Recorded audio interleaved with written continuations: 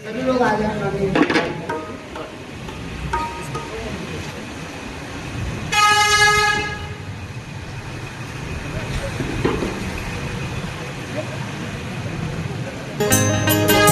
आजादी के अमृत महोत्सव के पावन अवसर पर ये 6:30 का समय इसलिए भी महत्वपूर्ण है। पंडित ओंकार नाथ ठाकुर ने लौह पुरुष सरदार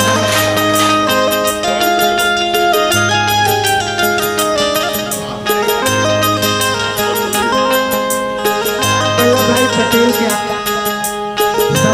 वंदे मातरम आकाशवाणी से पहली बार गाया था और स्मृति सभी लोग यहाँ इकट्ठे हैं।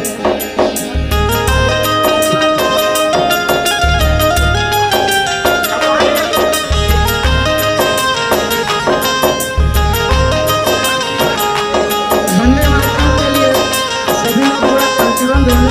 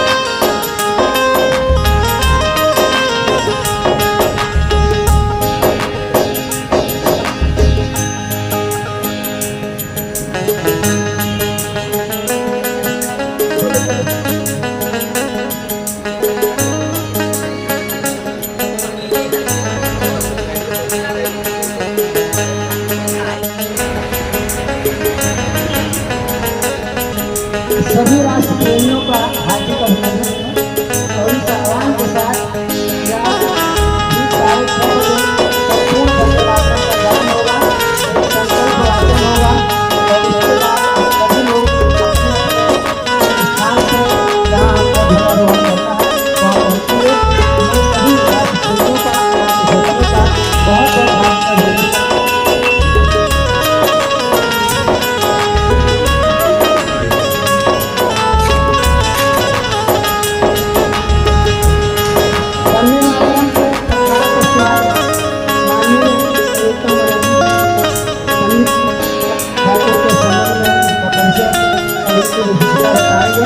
उसके बाद संकल्प वाचन यहाँ पर ये सब समाप्त होगी। को ये लाइव देना है 6:30 बजे हम संपूर्ण दाहिना हाथ बाहर निकालना पड़ेगा। ये सावधान। वंदे मातरम वंदे मातरम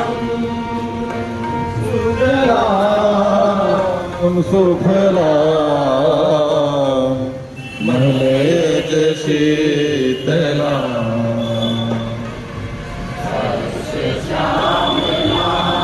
मातरम वंदे मातरम शुभ्रज्योत्स्ना पुलकितयामिनी फुल्लकुसुमित द्रुमदल शोभिनी सुहासिनी सुमधुर भाषिणी सुखदाम मातरम वंदे मातरम कोटि कोटि कंठ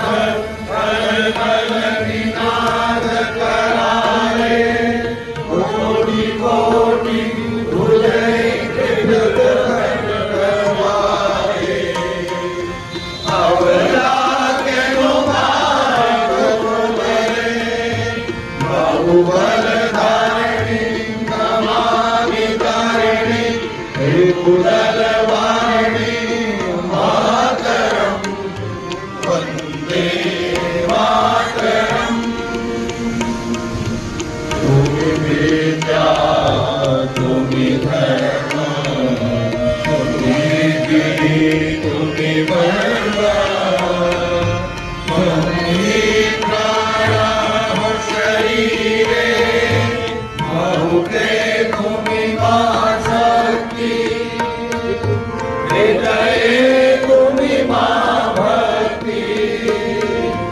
तुम्हारी प्रतिमा खड़ी मंदिरे मंदिरे वंदे मातरम। तुम ही दुर्गा दश प्रहरण धारिणी, कमला कमल दल बिहारिणी, वाणी विद्या दायिनी, नमामि नमामि कमलां अतुलां सुजलां सुफलां मातरम्। वन्दे मातरम्। श्यामलां सरलां सुस्मितां भूषितां धरणीं मातरम्। वन्दे मातरम्। वन्दे मातरम्। वन्दे मातरम्। भारत माता की जय। विश्राम। इस राष्ट्र लहर में मैं समझता हूँ कि सभी हमारे राष्ट्र प्रेमी भाई बंधु आज निश्चित है भारत और भारतीयता से ओतप्रोत हैं। मैं एक बार जोरदार आपसे चाहूँगा भारत माता की जय का जोर दोनों हाथ उठाकर जयकारा लगाएं। भारत माता की भारत माता की वंदे वंदे जय। से जो हमको साक्षात्कार करने का अवसर दिया है पंडित ओंकार नाथ ठाकुर के संबंध में उनका परिचय और वो क्या है हमारे देश के लिए हमारे समाज के लिए प्रकाश डालने में कष्ट करें भाई उत्तम बनर्जी।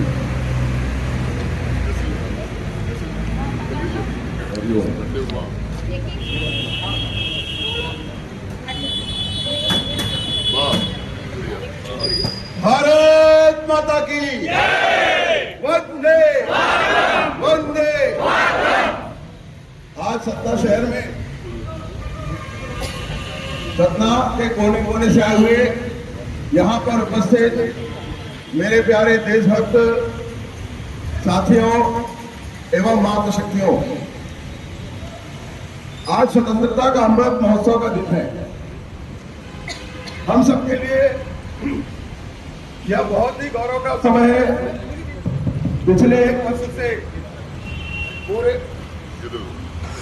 हरिओम पिछले एक वर्ष से पूरे देश भर में स्वतंत्रता का अमृत महोत्सव मनाया जा रहा है। स्वतंत्रता का अमृत महोत्सव अर्थात अपना तंत्र देश में स्थापित करना। अपना तंत्र हमने अपना शासन तो स्थापित कर लिया, लेकिन अपने तंत्र को स्थापित करने के लिए अभी हमें बहुत संघर्ष करना है। आने वाले समय में हमारा यह तंत्र पूरे देश में स्थापित हो। तंत्र का मतलब है कि ऐसी पद्धति जिसके कारण भारत का सर गौरव से ऊंचा होता है। उन्हीं अनेक तंत्रों में से एक तंत्र है जो कि हमारे देश के स्वतंत्रता का मंत्र भी है, वह है वंदे मातरम। आप सबके ध्यान में है कि जब वंदे मातरम का नारा हम लेते हैं तो हमारे किस प्रकार से रोंगटे खड़े हो जाते हैं। वंदे मातरम कोई ये छोटा मोटा नारा नहीं है, वास्तव में वंदे मातरम यह एक हमारा संकल्प है और भारतीय संस्कृति का प्रदर्शन भी है, क्योंकि भारतीय संस्कृति में हमने भारत को माँ के रूप में माना है। यह दुनिया की और कोई संस्कृति नहीं है जिसने भारत को अपने देश को माँ के रूप में माना है। यह हमारा देश है और इस माँ का जब हम नमन करते हैं तब हमारे रोंगटे खड़े होते हैं, तब यह समझ में आता है कि इस वंदे मातरम के अंदर कोई खास बात है। साथियों, वंदे मातरम कोई ऐसे अनायास ही निकला हुआ नारा नहीं है। वंदे मातरम की एक यात्रा है। जिस प्रकार से हमारे देश ने स्वतंत्रता प्राप्त करने के लिए अनेक प्रकार के संघर्ष किए, खून से सन गए हमारे वीर सपूत। इस वंदे मातरम के नारे को लेकर हमारे अनेक क्रांतिकारी फांसी के फंदे को चुन गए, उतनी ही कठिन यात्रा इस वंदे मातरम की भी रही है। वंदे मातरम कोई आसानी से इस देश के माथे पर लग गया कोई नारा नहीं है। इस वंदे मातरम ने भी अपनी यात्रा को करने में बहुत संघर्ष किया है, और संघर्ष हमें ध्यान में होना चाहिए कि वंदे मातरम का महत्व क्या है, इसके पीछे का संघर्ष क्या है।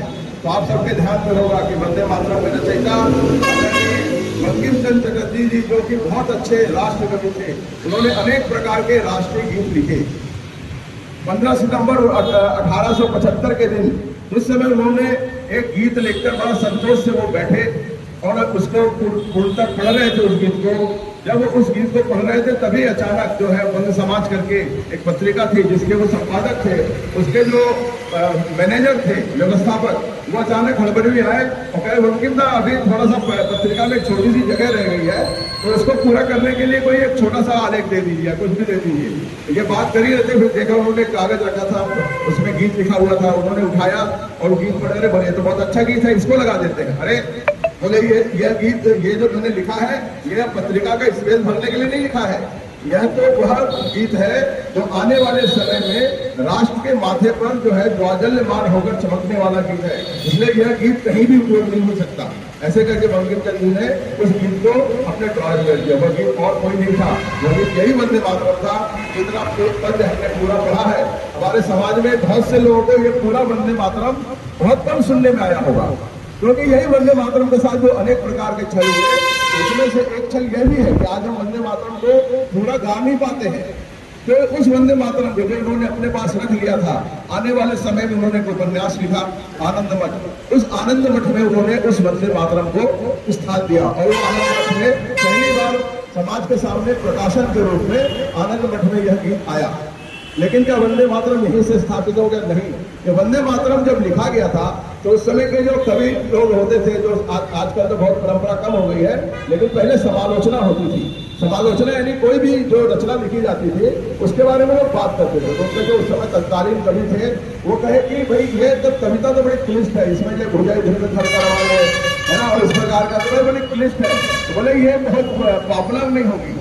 तब बंकिम चंद्र जी ने कहा कि मैंने ये गीत पॉपुलर होने के लिए नहीं लिखा है, इस गीत के पीछे एक भाव है जो किसी न किसी दिन फिर उनका वही शब्द था कि भारत माता के माथे पर आलोकित होगा, और वह वंदे मातरम की यात्रा वहां से प्रारंभ हुई 1885 में।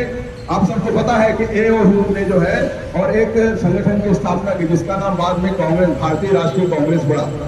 उस संस्था में भी कुछ वर्षों के बाद ही ऐसा लगा कि उस संस्था को अगर राष्ट्रीय स्वरूप देना है, क्योंकि स्थापित तो अंग्रेजों ने किया था, लेकिन उसका राष्ट्रीय स्वरूप स्थापित हो, इसके लिए कवि गुरु रविन्द्रनाथ टैगोर जी ने यह संकल्प लिया कि इस गीत को राष्ट्रीय मंच पर आना चाहिए, और उन्होंने कांग्रेस के राष्ट्रीय अधिवेशन में बड़े अपनी तरफ से एक संगीत तैयार किया उन्होंने, और बहुत सुंदर संगीत बनाकर, और वह भारतीय राष्ट्रीय कांग्रेस के मंच पर उन्होंने उस गीत को प्रस्तुत किया, और वंदे मातरम वहां पर तब से कांग्रेस के राष्ट्रीय अधिवेशन में भी यह गीत सम्मिलित हो गया। लेकिन अभी वंदे मातरम को यात्रा करनी थी। एक घटना घटती है भारत के स्वतंत्रता के इतिहास में, हम सब जानते हैं बंग भंग, यानी लॉर्ड कर्जन ने 1905 में एक प्रस्ताव लगाकर, क्योंकि बंगाल जो है वो क्रांति की धरती बनती जा रही थी, इसलिए उस क्रांति को कम करने के लिए बंगाल राज्य के 2 हिस्से करना, एक असम के तरफ को अलग कर देना और इधर बिहार और उड़ीसा के तरफ के हिस्से को अलग कर देना, जिसको जो है बंग भंग भारत ने उसका नाम दिया। यह बंग भंग जो था ये भारतीय जनमानस को स्वीकार नहीं हुआ, भारतीय जनमानस उद्वेलित हो गया, लंबे लंबे आंदोलन होने लगे, लेकिन वो आंदोलन अपने रूप में नहीं आ रहा था, रंग में नहीं आ रहा था। एक आंदोलन हुआ 1905 में 26 अक्टूबर के दिन, कवि गुरु रविन्द्रनाथ जी ने उस आंदोलन को बुलाया था। कलकत्ता की धरती जो है वह जन आंदोलन से भर गई थी, पूरे कलकत्ता के लोग युवा आवारा वृद्ध वहां एकत्रित हो गए, और वो विडन गार्डन था जिसका बाद में जो है रविन्द्रनाथ पार्क उस गार्डन का नाम दिया गया। विडन गार्डन में अपार जन समूह इकट्ठा हुआ उस बंग भंग के विरोध में, और वहां से किसी एक युवक ने बहुत जोर से नारा लगाया वंदे मातरम, और यह नारा कहना था। तो उस नारे के जवाब में जो जयघोष हुआ वंदे मातरम का, और यही वह क्षण था 26 अक्टूबर 1905 का, जिस दिन यह वंदे मातरम भारत माता के माथे पर जो है एक उज्ज्वल तिलक के रूप में अंकित हो गया। यह वंदे मातरम का नारा भारत के जो है स्वतंत्र आंदोलन का नारा उसी दिन से बना, और आगे चल के इसी वंदे मातरम में प्रतिबंध लग गया। अंग्रेजों ने लगा दिया, उनको लगा कि यह नारा एक ऐसा नारा है कि इस नारे को लेकर भारत के लोग वीर जवान जो है फांसी के फंदे को चूम जाते जाते हैं। इस नारे में बड़ा खतरा है, तो बोले इसको नहीं होने दिया जाएगा, तो उस पर प्रतिबंध लगा दिया गया। 1906 में बरिशाल में एक बहुत बड़ी आम सभा बुलाई गई। बरिशाल इस समय बांग्लादेश में है, ढाका के पास है। वो बड़ी आम सभा में तमाम भारत के जितने भी उस समय के जो सुरेंद्र नाथ चटर्जी, अपने अरविंद घोष जी और इस प्रकार के अनेक अपने कविगुरु रविन्द्रनाथ जी, ऐसे अनेक जो है स्वतंत्रता सेनानी उस बरिशाल सभा में एकत्रित होकर जा रहे थे। लेकिन वहां अंग्रेजों ने एक रिस्ले करके था, उसने जो एक सर्कुलर निकाला कि वंदे मातरम का नारा पूरी तरह से प्रतिबंधित है, इसको लेना गुनाह है, वंदे मातरम गीत गाना गुनाह है। ऐसे समय में अपार जनसमूह वहां के बरिशाल के कोने कोने से निकलकर वंदे मातरम के गीत गाते हुए निकल पड़े, और वो वंदे मातरम के गीत को रोकने के लिए लाठीचार्ज हो गया।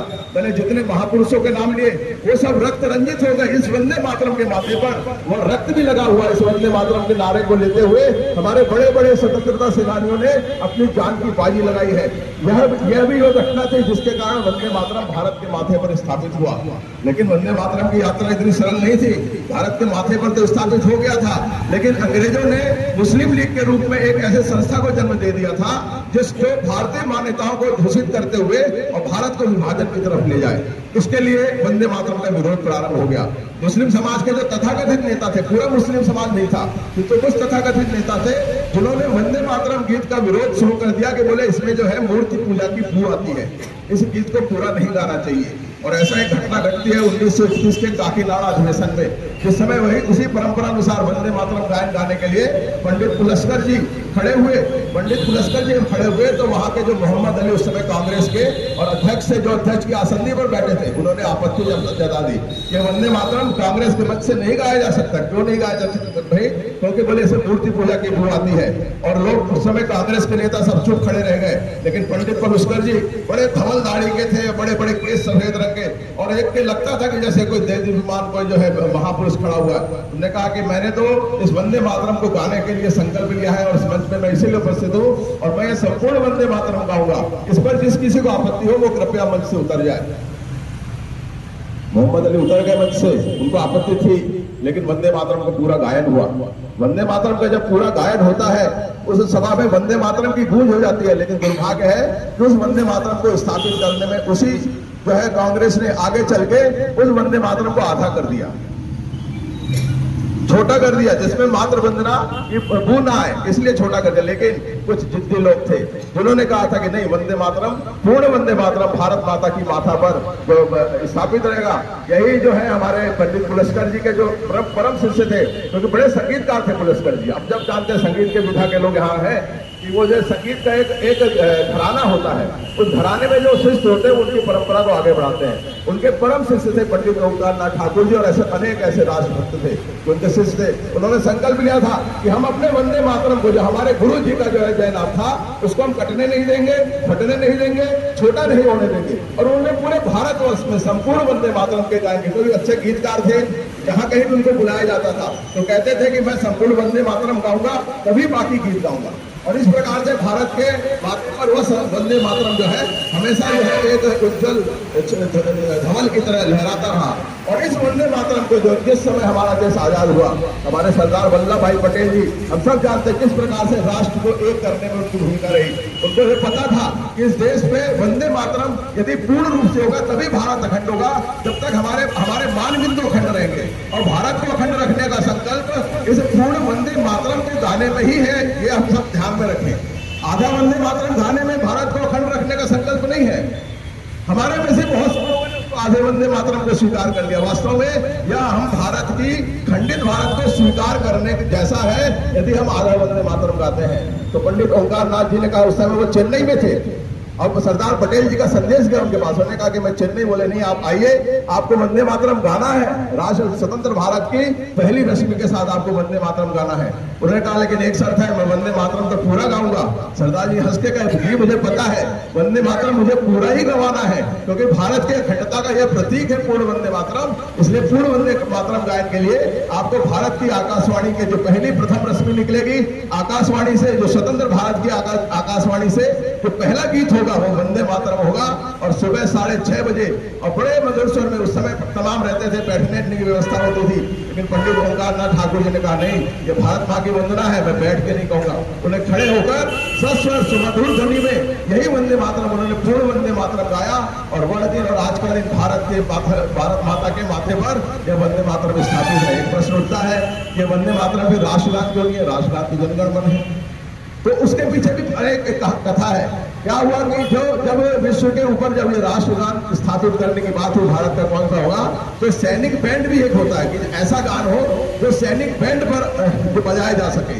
तो इनको कहा गया जो वंदे मातरम को लेकर चलते थे कि वंदे मातरम को आप सैनिक बैंड में बना के दिए। बोले नहीं, यह शास्त्रीय गान है, शास्त्रीय धुन पर ही होगा, यह सैनिक बैंड पर नहीं हो सकता है। उन्होंने अपने तो इसके कारण से वंदे मातरम को राष्ट्रगान का स्थान नहीं मिला, लेकिन उतना ही पवित्र गान जो कवि गुरु रविन्द्रनाथ जी ने लिखा था, जनगण मन अधिनायक जय है, उसका एक पार्ट निकालकर राष्ट्रगान के रूप में, जो कि हम बहुत श्रद्धा से और सम्मान के साथ गाते हैं, जो कि हमारे देश के लिए एक अभिमान का प्रतीक है। लेकिन वंदे मातरम जो राष्ट्रगीत है, तो जन जन के हृदय में आप खुद ही देखिए कि जब आप वंदे मातरम कहते हैं तो आपके हृदय में कौन से भाव जागृत होते हैं। वही भावना आज यह अमृत महोत्सव के दिन हम संकल्प लें कि भारत को यदि कल हमने अखंड रखने का संकल्प लिया है, उसके लिए हमारा यह वंदे मातरम भी अखंड रूप से सदैव गाया जाता रहे भारत की धरती पर। इसका प्रयास हम सबको करना है। आने वाला 25 साल हमारे देश का अमृत काल है। उस अमृत काल में इस वंदे मातरम गीत के साथ हम देश को अमृत काल की तरफ ले जाएंगे। भारत को विश्व गुरु के रूप में बनाने के लिए हम आगे बढ़ेंगे। यही संकल्प लेना आज का विषय है। इतना कहकर अपने विषय को मैं पूरा करता हूँ। वंदे मातरम। वंदे वंदे वंदे। बहुत बहुत धन्यवाद आदरणीय उत्तम जी ने बहुत ही रोचक और अछूती चीजें आपके समक्ष रखी। मैं आपका बहुत बहुत धन्यवाद आभार करता हूँ। और मैं संकल्प वाचन के लिए अपने महाकौशल प्रांत के अध्यक्ष माननीय मणिकांत माहेश्वरी जी को आमंत्रित कर रहा हूँ। ये एक संकल्प वाचन होगा और आप सभी लोग दोहराएंगे। आप ये संकल्प वाचन कुछ लोगों के बीच में है, थोड़ी सी जगह और बना लें ताकि दाहिना हाथ आगे करके ये संकल्प हमको दोहराना है। सीधा हाथ ऐसे कर लेंगे, मैं बोलूंगा आप लोग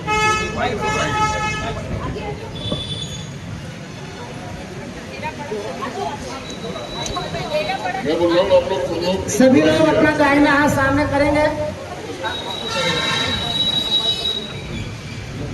हम इस नित्य नूतन एवं चिर पुरातन राष्ट्र के सुपुत्र भारतीय स्वतंत्र अमृत महोत्सव की पावन बेला पर संकल्प करते हैं कि वंदे मातरम जान में पंडित भारत माता के भाव स्वरूप की नित्य अर्चना करेंगे।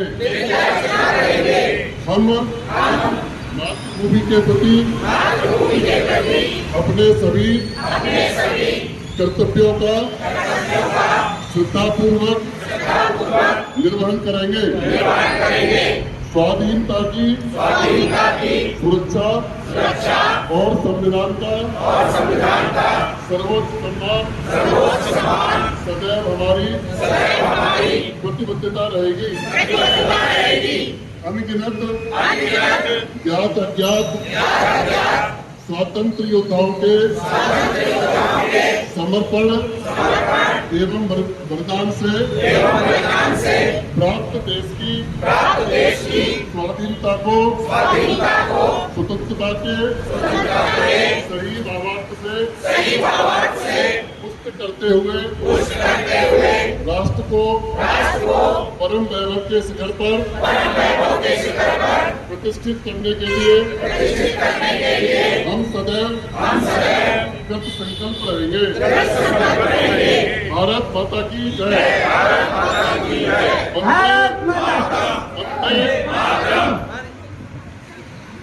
बहुत बहुत धन्यवाद। मैं श्री अमित जी को, अमित सोनी जी को आमंत्रित कर रहा हूँ, जो संस्कार भारती के महामंत्री हैं।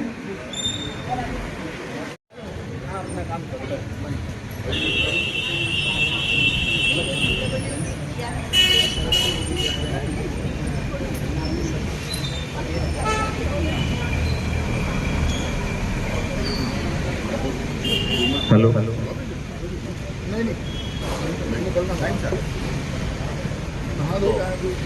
आने की बात है।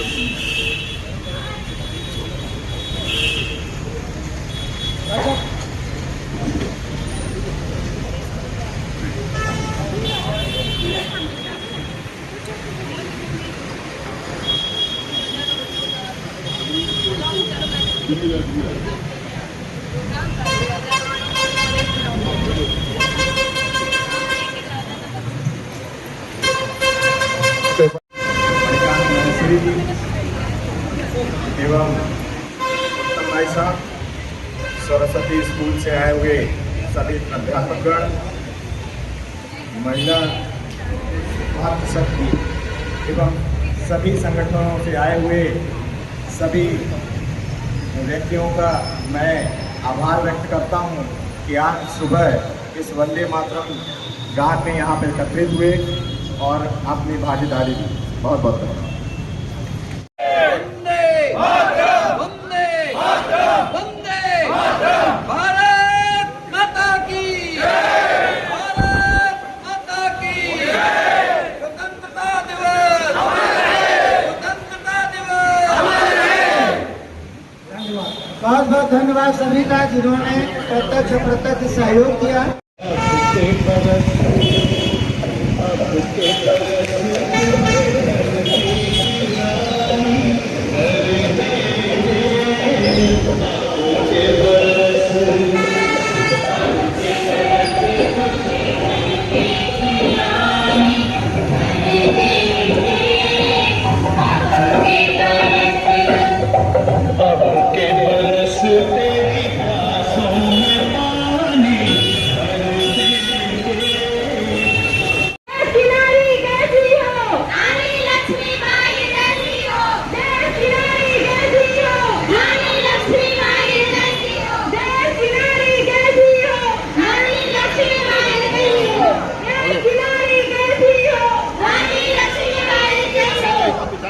याद है आपको, याद है।